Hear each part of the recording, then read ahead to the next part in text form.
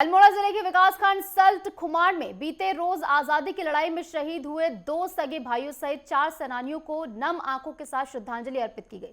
कार्यक्रम में शामिल हुए मुख्य अतिथि केंद्रीय राज्य मंत्री ने कहा कि खुमार के जाबाजों का बलिदान कभी भुलाया नहीं जा सकता है। उन्होंने शहीद स्थल पर हेलीपैड बनाने की घोषणा भी की है। इस मौके पर सल्ट विधायक महेश सिंह जीना भी मौजूद रहे और खुमार में आजादी के शहीदों को श्रद्धांजलि यहां पर दी गई। केंद्रीय राज्य मंत्री टमटा ने उन्हें श्रद्धांजलि अर्पित की और इसी के साथ उन्होंने कहा कि इनका बलिदान कभी भी भुलाया नहीं जा सकता है।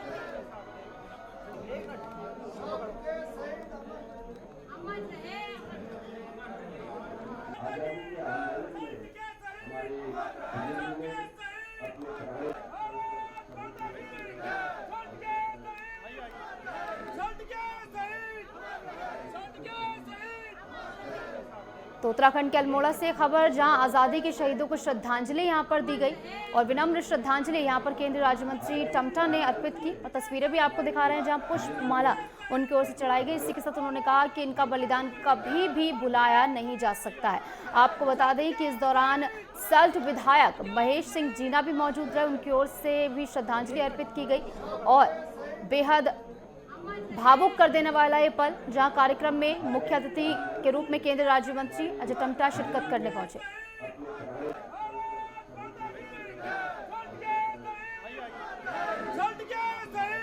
कुमार की क्रांति, मेघाट की क्रांति, चनौदा की और जैती की क्रांति, पूरे कुमाऊं की क्रांति, जिन्होंने अंग्रेजों को भगाने के लिए हमारे इस क्षेत्र के लोगों ने अपने प्राणों की आहुति दी और उन सबका सपना था कि भारत माता स्वतंत्र हो, गणतंत्र से और अंग्रेज यहाँ से चले जाएं। उसके लिए उन्होंने इस शांत क्षेत्र के अंदर भी प्राणों की बलि देने में, अपनी आहुति देने में, शहीद होने में कसर नहीं छोड़ी और मैं उन सबको बहुत नमन करता हूँ, अभिनंदन करता हूँ सल्ट के हमारे कुमार के शहीदों का। और लगातार वर्षों से हम लोग यहाँ आते हैं, हमारे इस क्षेत्र के विधायक जी, हम सब लोग मिलकर के यहाँ हमेशा उन शहीद स्थानों में कुछ न कुछ कार्यक्रम कराते हैं। पिछली बार मुख्यमंत्री जी की का भी आगमन यहाँ पर हुआ था और उन्होंने भी यहाँ पर हमको सबको सौगात देने का काम किया था, उस पर कार्रवाई चल रही है। जल्दी हम एक और प्रोग्राम लगा के, क्योंकि माननीय मुख्यमंत्री जी ने तो कहा था कि कुछ घोषणाएं मेरी तरफ से आप कर देना, लेकिन मैंने इसमें जान के नहीं की। मैं चाहता हूं कि जब मुख्यमंत्री जी आए तो छप्पर फाड़ के हमें देके जाए, खाली बूंद बूंद से हमारे सल्ट का गुजारा नहीं होने वाला और इसलिए हमने वो 2-3 घोषणाएं नहीं की, क्योंकि हमारा कम से कम 10-15 घोषणा कराने का हमारा उद्देश्य माननीय मुख्यमंत्री जी से था और हम कोशिश करेंगे जल्दी सल्ट में माननीय मुख्यमंत्री जी का दोबारा प्रोग्राम लगाएंगे। सल्ट खुमार में बीते रोज आजादी की लड़ाई में शहीद हुए 2 सगे भाइयों सहित 4 सेनानियों को नम आंखों के साथ श्रद्धांजलि अर्पित की गई। पूर्व मुख्यमंत्री हरीश रावत, पूर्व विधानसभा अध्यक्ष गोविंद सिंह कुंजवाल, पूर्व सांसद प्रदीप टमटा सहित कांग्रेस कार्यकर्ताओं और पदाधिकारियों ने प्रतिमाओं पर पुष्प अर्पित कर उन्हें विनम्र श्रद्धांजलि दी। इस मौके पर पूर्व मुख्यमंत्री हरीश रावत ने जनसभा को संबोधित करते हुए कहा कि कांग्रेस 2027 में सत्ता में वापसी करेगी। उन्होंने कहा कि भाजपा सरकार महिलाओं को सुरक्षा देने में सक्षम नहीं है।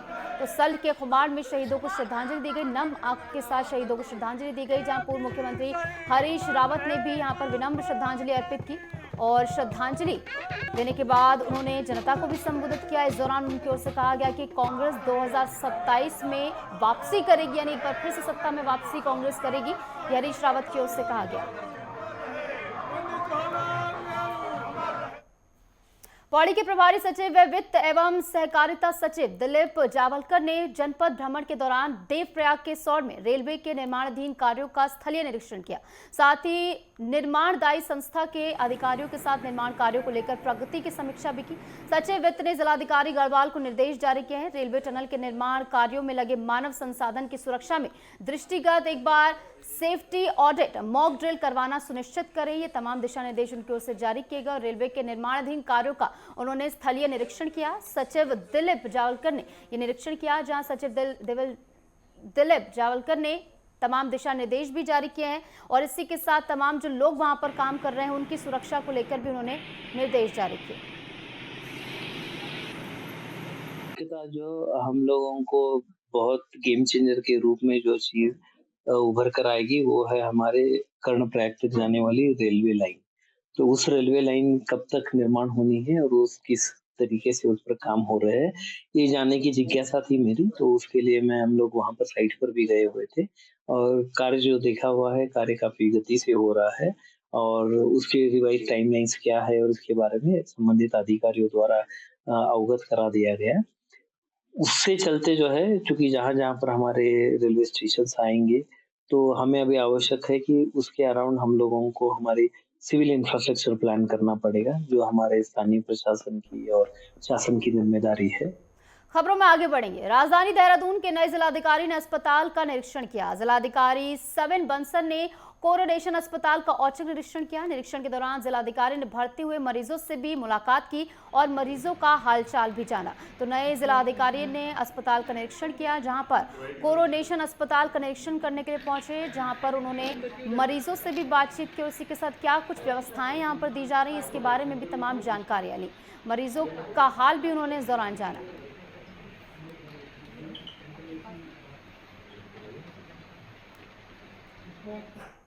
उत्तराखंड के नैनीताल में संयुक्त कर्मचारी महासंघ कुमाऊं मंडल विकास निगम के पदाधिकारियों की महासंघ के अध्यक्ष दिनेश गुरुरानी के नेतृत्व में सचिव पर्यटन सचिन कुर्वे से वार्ता हुई। वार्ता के बाद निदेशक मंडल की हुई बैठक में संविदा कर्मचारियों की वेतन बढ़ोतरी की मांग की गई। महासंघ के अध्यक्ष दिनेश गुरुरानी ने कहा कि निगम के इतिहास में पहली बार संविदा कर्मचारियों का वेतन इतना ज्यादा बढ़ाया गया। 10 वर्ष से ज्यादा काम करने वाले संविदा कर्मचारियों के वेतन में 5,000 की वेतन बढ़ोतरी की गई है। वहीं 5 वर्ष से ऊपर कार्य करने वाले संविदा कर्मचारियों के वेतन में 4,000 की बढ़ोतरी की गई है। और निदेशक मंडल की बैठक में यह फैसला लिया गया, जहां कर्मचारियों का वेतन बढ़ाया गया है। वेतन बढ़ोतरी पर अधिकारियों का आभार भी जताया है, जहां कर्मचारियों में अब खुशी की लहर है और 5 साल से ज्यादा काम करने वालों के लिए 5,000 का वेतन बढ़ाया हुआ है।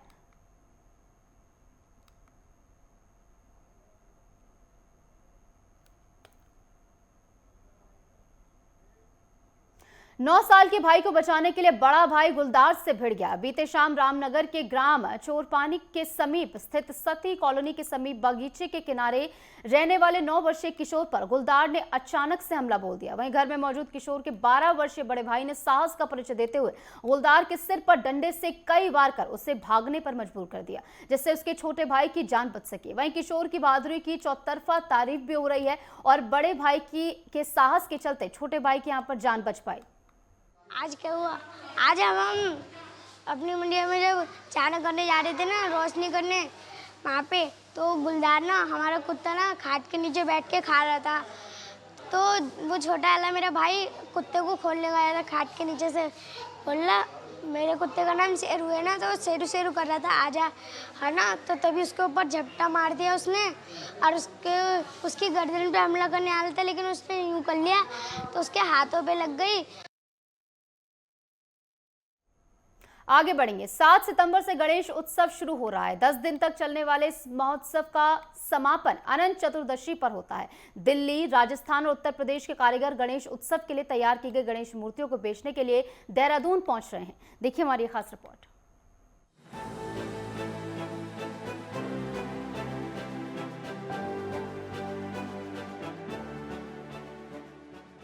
दिल्ली, राजस्थान और उत्तर प्रदेश के कारीगर गणेश उत्सव के लिए तैयार की गई गणेश मूर्तियों को बेचने के लिए देहरादून पहुंचे हैं।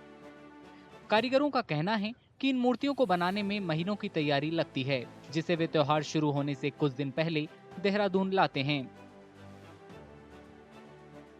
मैं बनाने मतलब 3-4 महीने पहले शुरू कर देते हैं, उसके बाद करते करते मैं ये जैसे 7 तारीख को थी, उस दिन 2 दिन पहले यहाँ लाके हम लगा देते हैं, तो दो दिन हमारे यहाँ लगाते हैं, हमारी सेल हो जाती है।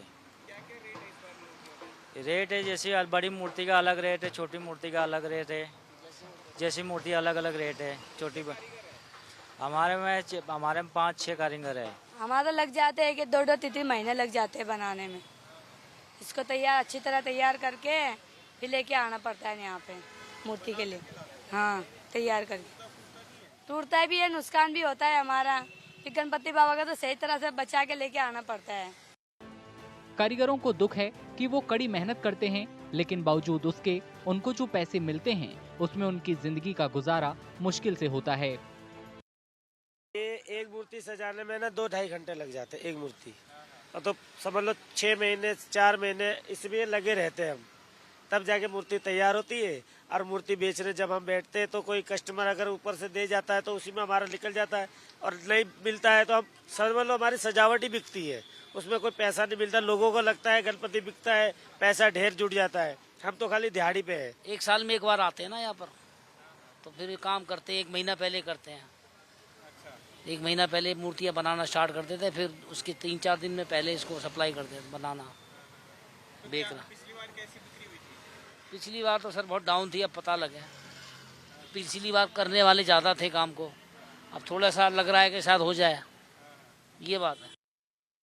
महाराष्ट्र और गुजरात में मनाए जाने वाले गणेश उत्सव ने पिछले कुछ सालों में दूसरे राज्यों में भी लोकप्रियता हासिल की है। देहरादून में श्रद्धालु इन कारीगरों का स्वागत करते हैं क्योंकि वे अच्छी कीमत पर मूर्तियां देते हैं। हमने 2 साल से रखना शुरू किया है। हमारी अपनी देवभूमि कीर्तन मंडली है, तो हम ये वहीं पे ले जाते हैं सब। कितने की लिए मूर्ति? ये हमने 450 की दी उन्होंने। मैं 9 साल से रख रहा हूँ। बढ़िया रहता है, मजा आता है खूब भगवान की सेवा करने में। गणेश उत्सव भगवान गणेश के जन्मोत्सव पर मनाते हैं। इस दौरान श्रद्धालु गणपति की मूर्तियों को घरों में लाते हैं या सामुदायिक समारोह में भाग लेते हैं, जहां बड़ी गणेश मूर्तियां रखी जाती हैं। त्योहार के आखिर में इन मूर्तियों को जल में विसर्जित कर दिया जाता है। इस साल 10 दिनों का गणेश उत्सव 7 सितंबर से शुरू हो रहा है।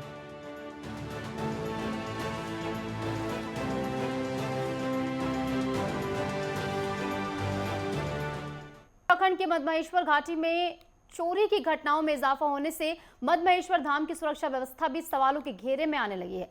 मधमहेश्वर धाम के हकदारियों ने बद्री केदार मंदिर समिति के मुख्य कार्याधिकारी को ज्ञापन भेजकर सुरक्षा कर्मियों की तैनाती की मांग की है। आपको बता दें कि मंगलवार को चोरों ने मधमहेश्वर यात्रा के आधार शिविर गोंडार गांव में 90,000 की नकदी और करीब 8 लाख के गहनों पर हाथ साफ कर दिया, जिसके बाद लगातार मधमहेश्वर घाटी में चोरी की घटनाएं बढ़ रही हैं और इसी के तहत सुरक्षा व्यवस्था पर सवाल भी खड़े हो रहे हैं। हकदारियों ने सुरक्षा कर्मियों की तैनाती की मांग भी यहाँ पर केस को लेकर ज्ञापन जो है सौंपा गया है और जल्द से जल्द यहाँ पर सुरक्षा कर्मियों की तैनाती की मांग की जा रही है, क्योंकि लगातार बढ़ रही चोरियों के चलते लोगों की सुरक्षा पर भी कई तरीके के सवाल उठ रहे हैं। और अभी हाल ही में हुई चोरी में शिविर गोंडार गांव में चोरी हुई, जहां 90,000 की नकदी और करीब 8 लाख रुपए की गहनों की ये चोरी की वारदात को अंजाम दिया गया।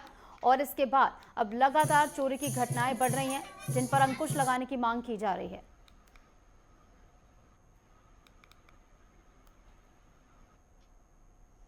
स्वतंत्रता संग्राम सेनानी और पौड़ी कांड के नायक कर्मवीर जयानंद भारती के 92वीं वर्षगांठ पर शैल शिल्पी विकास संगठन के द्वारा शैल शिल्पी पराक्रम दिवस समारोह आयोजित किया गया, जिसमें बतौर मुख्य अतिथि विधानसभा अध्यक्ष रितु खंडूरी ने शिरकत की। इस दौरान विधानसभा अध्यक्ष ने कहा कि शैल शिल्पी संगठन ने कई मांगे रखी हैं, जो मेरे स्तर से होंगी उनको पूरा किया जाएगा और जो मांगे मुख्यमंत्री स्तर से पूरी होंगी उन मांगों से मुख्यमंत्री को अवगत भी कराया जाएगा। तो पौड़ी कांड के नायक की वर्षगांठ के मौके पर जयानंद भारती की 92वीं वर्षगांठ पर खास कार्यक्रम का आयोजन किया गया, जिसमें शैल शिल्पी पराक्रम दिवस समारोह के आयोजन में विधानसभा अध्यक्ष रितु खंडूरी भी शिरकत करने पहुंची।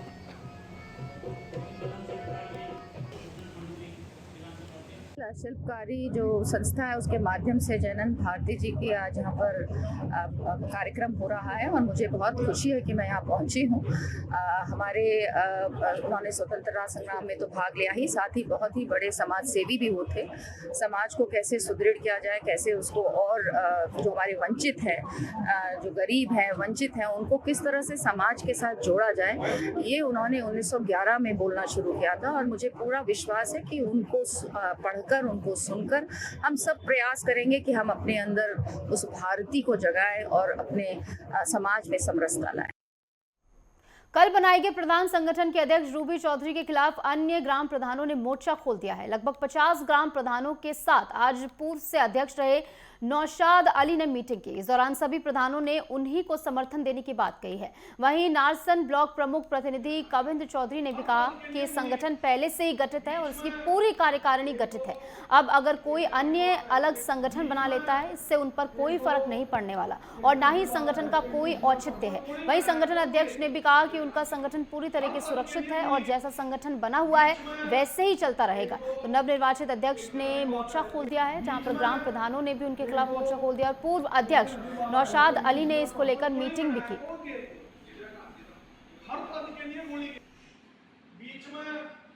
ऐसे मीटिंग है, आ जाओ ये वो, और उनको ले जाकर वहाँ पे उनको तो ये भी मालूम नहीं कि वो हो क्या रहा है वहाँ पे। गलत सूचना दे दी गई, उनको गलत तथ्य परत हो गया। वो असंवैधानिक है। प्रधान संगठन अध्यक्ष एक ही रहेगा, वो हमें, और पूरी तरीके से उसमें कहीं कोई दिक्कत नहीं है। बिल्कुल हम अभी अपनी जगह मौजूद हैं। आपस में मिसअंडरस्टैंडिंग है। सच्चाई है कि हमारे ब्लॉक में सर्वसम्मति से जो 20 जनवरी को 2023 में जो चुनाव हुए थे प्रधान के अध्यक्ष पद के, ब्लॉक अध्यक्ष के, उसमें नौशाद को अध्यक्ष बनाया गया था। उसका कार्यकाल 2 साल का शुरुआत में होता है।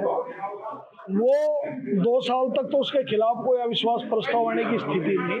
तो कुछ लोग कुछ मिसअंडरस्टैंडिंग में, आपसी कुछ मनमुटाव की वजह से वह लोग इकट्ठे होकर घर घर जाकर साइन लाई करा है, उस चीज का कोई औचित्य नहीं है।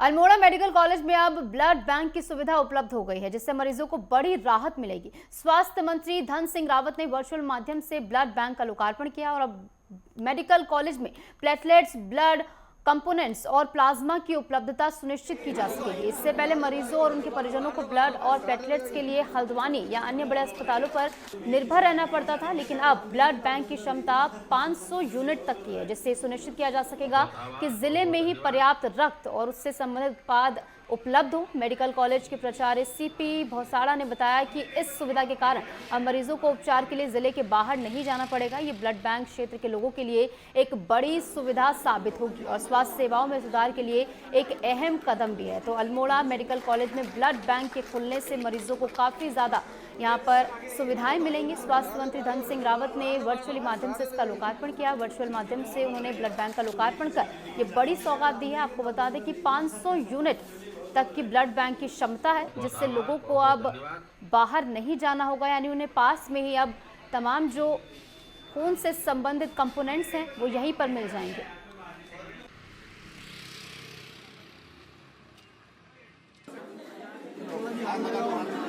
बड़े हर्ष की बात है कि आज जो है हमारे माननीय कैबिनेट मंत्री डॉक्टर धन सिंह रावत जी द्वारा जो है इसका जो है वर्चुअल लोकार्पण किया गया है। एक ये अल्मोड़ा की जनता की बहुत लंबी मांग थी कि ब्लड बैंक ये है, आज जो है सभी के आशीर्वाद से जो है यहाँ पे जो है ब्लड बैंक की स्थापना हो गई है।